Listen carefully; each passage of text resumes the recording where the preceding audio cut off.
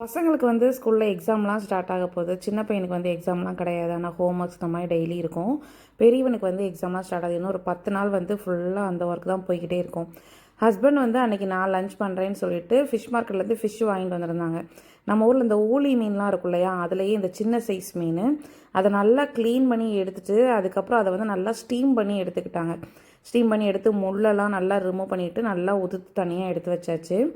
இது கூடவே நல்லா வெங்காயத்தை நல்லா சாப் பண்ணி எடுத்துட்டாங்க. கொஞ்சம் பூண்டு, அப்புறம் இஞ்சி, கூடவே பச்சை மிளகா, கருவேப்பிலலாம் நல்லா தாராளமாகவே போட்டு நல்லா ஆயிலை நல்லா வதக்கி விட்டுட்டு, இதுக்கு வந்து ஸ்பைசஸ்க்கு வந்து கொஞ்சம் மஞ்சள் தூள், அப்புறம் மிளகாத்தூள், அதுக்கப்புறம் மிளகு பொடி இதெல்லாம் சேர்த்து நல்லா வதக்கிட்டு, கொஞ்சம் இந்த ரா ஃப்ளேவர் போனதுக்கப்புறம் அந்த மீனை உதுத்து வச்சுருந்தாங்க பாருங்கள், அதையும் சேர்த்து நல்லா மிக்ஸ் பண்ணிட்டாங்க. நம்ம வந்து சுறா புட்டெல்லாம் பண்ணுவோம் இல்லையா, அதே மெத்தட் தான். ஆனால் வந்து இந்த மீன் வந்து வேறு மீன்.